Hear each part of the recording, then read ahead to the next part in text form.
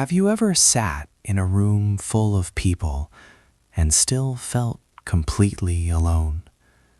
Not because no one was talking to you, but because no one was saying anything that mattered.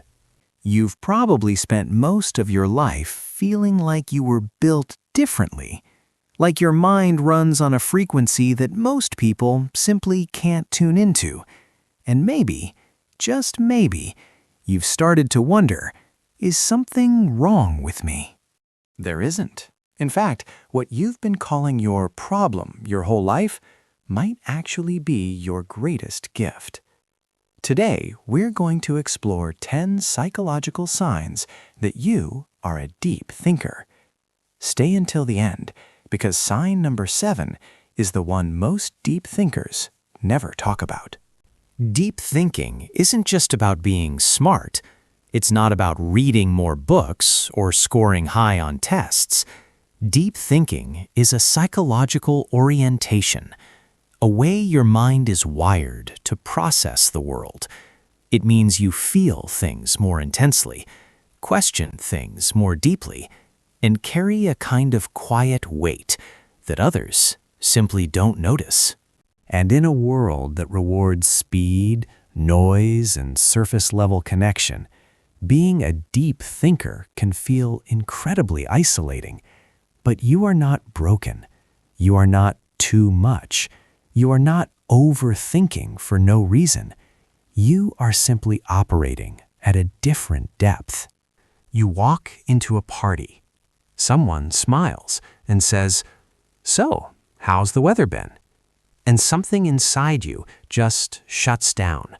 Not because you're rude, not because you don't care about people, but because your mind immediately jumps to, who are you really? What are you afraid of? What keeps you up at night?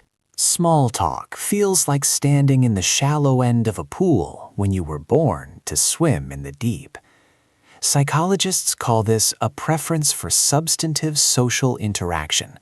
Deep thinkers consistently report lower satisfaction in surface-level conversations and significantly higher connection when conversations turn meaningful. In any room, you're the one watching. While others rush to fill the silence, you're reading the room, noticing who's uncomfortable, sensing the tension between two people who haven't said a word to each other, picking up on the thing nobody said, but everyone felt. The quiet ones always know more than they let on. A piece of music comes on, and suddenly, without warning, your eyes fill with tears. Not because something bad happened, but because something in that melody touched a part of you that words never could. You feel joy so completely, it almost hurts. You feel sadness that lingers for days. You feel other people's pain as if it were your own. This is called emotional depth, and it's one of the most defining traits of a deep thinker. Where others feel a ripple, you feel a wave. Where others process and move on, you sit with the feeling. You turn it over. You examine it. You let it teach you something. This intensity isn't weakness. It's the price of being fully alive. It's 2 a.m. Everyone else is asleep, and you are lying in the dark, having a full philosophical debate with yourself about a conversation you had 3 weeks ago. Your mind doesn't have an off switch. It runs continuously, replaying, analyzing, connecting dots that seem completely unrelated, until suddenly, at 3 in the morning, they form a picture. Scrolling through social media feels like walking through a museum where all the paintings are blank. You don't just find it boring, you find it draining, like it's pulling you away from something that actually matters. You're not a snob, you're just someone whose mind is always hungry for substance, and feeding it junk food leaves you feeling empty in a way that's hard to describe. Most people don't spend much time examining who they are. You can't stop. You analyze your own motivations, your patterns, your contradictions. You notice when you're acting out of fear versus love. You catch yourself mid-thought and wonder, why am I really thinking this? This is called metacognition, and it's one of the highest order psychological traits a human being can possess. But it comes with a shadow side, because the same mind that sees everyone else clearly turns that same sharp lens on itself. Self-doubt, imposter syndrome, the feeling that no matter how much you grow, you'll never be enough. Deep thinkers are often their own harshest critics, not because they're broken, but because their standards are extraordinarily high. This is the one nobody talks about. It's not depression. It's not grief. It's something harder to name. It's the feeling you get when you look at the sky and feel the weight of everything that's beautiful and temporary at once.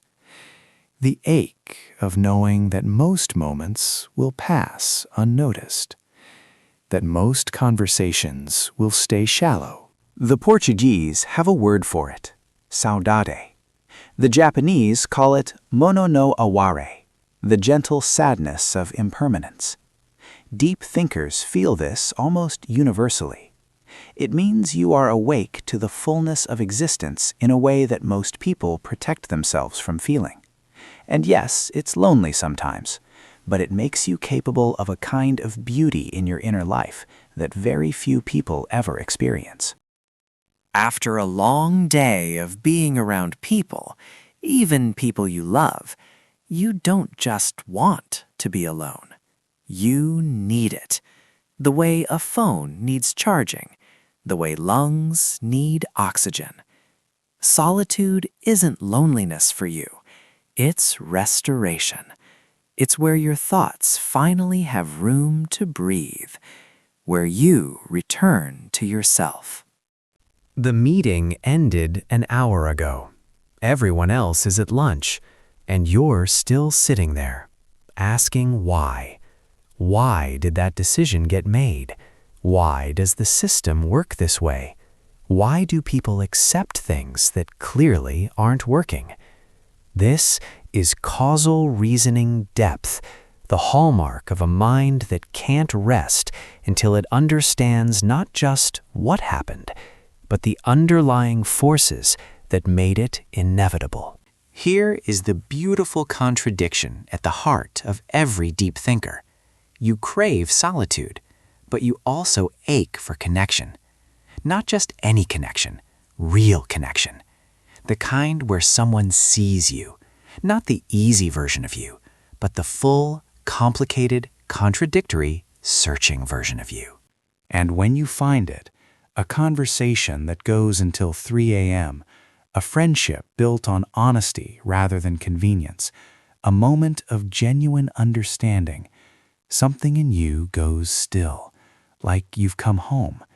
This is what deep thinkers are searching for, not to be impressive, not to be understood intellectually, just to be seen. And you deserve that, more than you know.